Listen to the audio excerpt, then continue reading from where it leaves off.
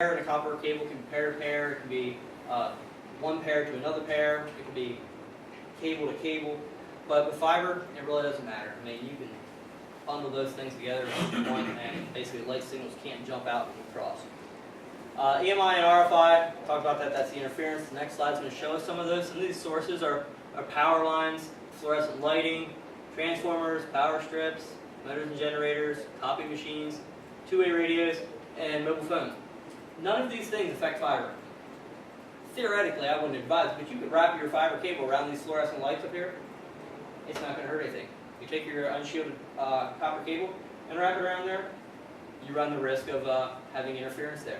Same with cell phone. We had an independent laboratory do a test of unshielded cables, and you lay a bundle of copper, the Cat 5e or Cat 6a or something like that cable, actually unshielded copper cable, lay it there and put a cell phone near it and have someone call that cell phone. When it rings, there's interference there. You get errors, and so again, with fiber, it's not a problem. So some installation guidelines. When you're pulling optical fiber, a lot of people think optical fiber, since it's glass, it truly is glass. It's glass just like the window there. Don't look out there, you have to see where it covered. But the glass will break. That glass will break, this kind of glass will break, but it's not as fragile as everybody thinks it is. You can actually pull on the fiber cable much harder than you can pull on the copper cable. It's partly because of the, well, it is all because of copper, but the twisted pair, if you're pulling too hard on the twisted pair, you can change the rate of twist. You can also, at some point, depending on the load, stretch the copper, things like that. All of that can permanently damage the cable. There are still limitations on fiber, but it is actually, you can pull fiber more than you can pull copper. You got to pay attention to bend radiuses too.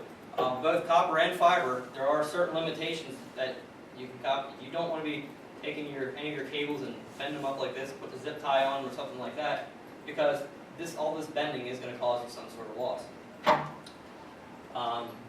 It's about the same for copper and fiber. Also, when you're dressing it, if you ever find yourself at a job that you're pulling cable in through the conduits or coming into a rack or something like that, you just want to make sure you're not compressing it too much. This kind of stuff right here will cause attenuation on both copper and fiber and permanent damage. So this is a little fast fact here. Did you know that if you pull a glass strand, a piece of fiber optic glass, which is about the diameter of your hair, if you pull that straight, tensile pull, it's actually stronger than steel at the same gauge. A lot of people have a tough time understanding that. How in the world can glass be stronger than steel? Steel is the strongest stuff in the world. We build buildings with it. But on true straight tensile load, it will withstand more load than the steel. Some bending losses. There are two major bending losses that occur within fiber optics. One is called microbending. Microbending, it's normally environmentally influenced, and that can be temperature environment, like shrinking and things like that through heat and cold. It can also be the environment, the physical environment, that you've rolled a chair over it, or you put a zip tie on it, or things like that, its surroundings. And they actually make ripples in the jacketing of the fiber and the protective casings, and it actually makes these real small bends in the glass. And most of the time they're permanent and they're very hard to detect. You normally detect them when you're testing. You really can't run your fingers across and feel it on the cable. They normally can't be corrected. Normally just pull your cable out and put a new in. Macro bends are more like, just as it's shown there, if I bend this too much, pretty much with fiber itself, let's say a 1-inch bend radius on the glass itself. Radius is half diameter, so it's basically a 2-inch diameter. If you put a 2-inch circle, you don't want to bend smaller than that. There are things called bend-insensitive fibers that can go beyond that. However, you won't attenuate as much when you bend that far, but the jury's still out on what's going to physically happen to that cable if you have a very sharp bend in it over time. So in most cases, macro bends can be alleviated, just kind of straighten things out. There are two different wavelengths in single mode, 1310 and 1550 nanometer. It is totally possible for microbends to totally eliminate the light in the wavelength of 1550 nanometer, but still have full passing light at 1310 nanometer. Some key terms and acronyms. We'll talk about infrared. Infrared is the light that is used in fiber optics. You really can't see. It's in wavelengths that you can't see. Still makes it a little bit dangerous to your eye. Nanometer is a billionth of an inch. The wavelength I mentioned here, like we go from 800 nanometers to 1700 nanometers, roughly. Nanometer is a billionth of an inch. A micron, we're going to talk about the glass sizes. Microns are a thousandth of a millimeter. The average hair, human hair is about 127 microns in diameter. Remember that number because we're going to talk about the diameter of fiber in a minute.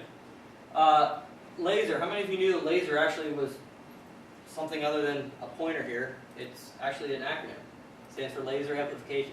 Light amplification stimulated by the emission of radiation. VCSEL. VCSEL is a vertical cavity surface emitting laser. That's a laser used for multimode for what they call 10 gigabit Ethernet. Actually, 1 gig. Some 1 gig Ethernet uses that too. Light emitting diode is an LED. I'm sure you guys play with those. Optical time domain reflectometer. That's a good testing tool. It's a pulse reflecting tool. If you've ever used a TDR or something like that for copper testing, it's just O just means optical. And then visual fault locator. That's basically a glorified laser pointer that has a coupling on it to connect to a piece of a fiber cable or connector. And if there's breaks in the cable or bends or something like that, you can see that. So what is fiber optics? Fiber optics is a two-layer strand of glass. It's actually two pieces. It's the core and the cladding. We'll touch on that a little bit. It carries light signals to move data. Just like copper is just an electrical signal. It's moving electrical signal over copper through conductivity. Light pulses are going through this fiber. The communication with light existed long before fiber optics. Think about lighthouses. Lighthouses was technically light communication. Paul Revere and his lantern, that was light communication. They're primitive examples, but light communication was long, long ago. Glass optical waveguides have been around since the 20s. That could have been something as simple as a glass tube, a beer bottle. I mean, you guys are talking about beer bottle. Shine light on a beer bottle. Okay, I can see light on the other end of it. It's a waveguide. But formal waveguides, they said they couldn't be used for communication unless they got to 20 dB per kilometer. That's a loss of a kilometer of fiber. How much loss would the glass itself have without connectors, without dirt, without anything else? And I'm sure at that point connectors and dirt weren't even thought of in this application. But a guy by the name of Dr. Charles Cowell, he theorized in 1966 that it had to be the 20 dB per kilometer used for communication. Remember this 1966. In 1970, Corning demonstrated a low-loss fiber with 16 dB per kilometer loss, and that started the fiber revolution. The company I work for followed suit very soon after with something called the AMP Optimate connector, which was the very first commercially available fiber optic connector. There was a connector made by a European company called Deutsch. It was a private, it was used in the Navy, one of the Navies over there. It was never commercially available, but we had the first commercially available fiber connector.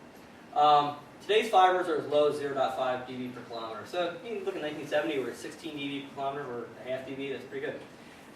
Told you to remember that.